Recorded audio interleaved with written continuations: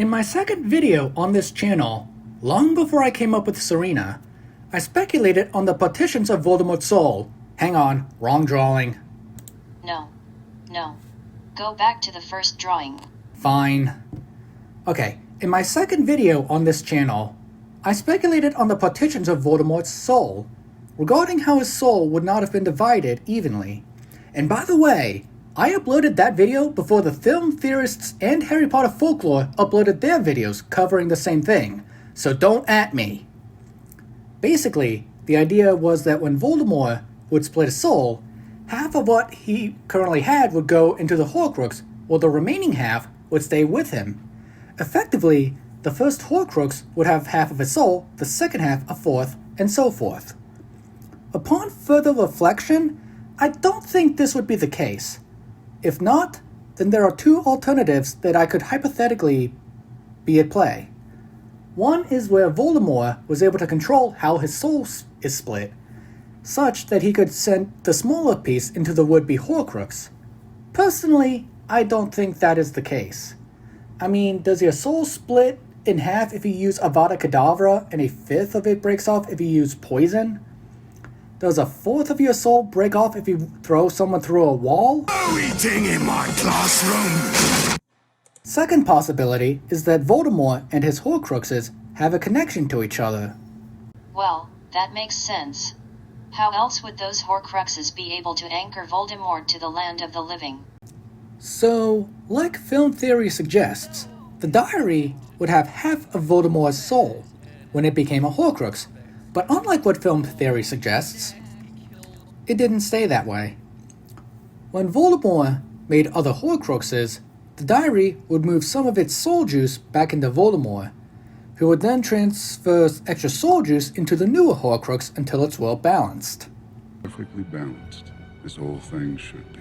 I'm a little concerned about these connections. Dumbledore suggested that Voldemort has been disconnected for so long that he would not feel their destruction.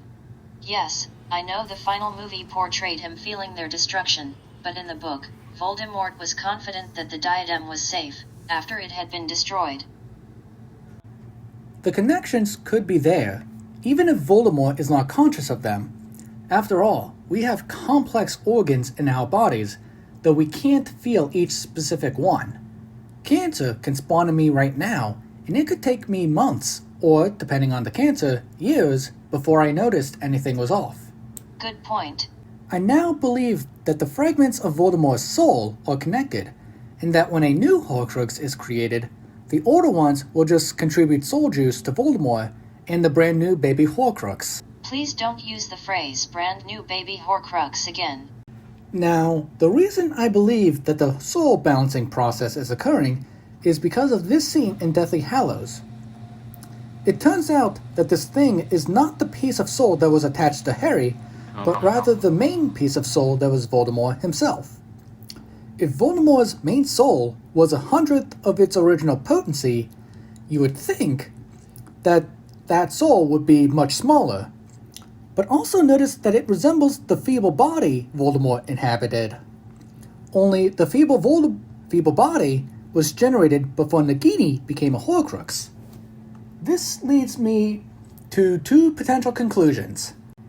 One, that the potion used to create the feeble body can only create a body that the soul fragment was capable of projecting. If Voldemort had fewer Horcruxes out there, that feeble body would be noticeably healthier. And if he had one more Horcrux, i.e. Nagini, then that feeble body would have been bloodied. That Voldemort reached a threshold for how many Horcruxes can be created with Nagini. If not for the Nagini Horcrux, then the creature Harry saw would have more closely resembled the rudimentary body from the Goblet of Fire. Are you sure that the piece was bloodied simply because he created that last Horcrux, or could it be that he created the Horcrux after the diary was destroyed? I suppose it could go either way, because 1/2 versus 1/3 has a more significant difference than 1/7 versus 1/8. I am pretty confident that there is a limit to how many Horcruxes you could make. If something happened to Voldemort after creating the Nagini Horcrux, and he had to go into another exile again, he might not be able to possess animals the way he did before. Or maybe he could not force himself to exist, as he said he had to do. But weren't the Horcruxes trying to balance each other out? Perhaps they were feeding more soul juice into Voldemort during his exile. Maybe, but perhaps they can only feed him so much before becoming depleted themselves. Perhaps there is a limit to how little soul juice a Horcrux can have before it effectively is no longer a Horcrux. But what do you all think?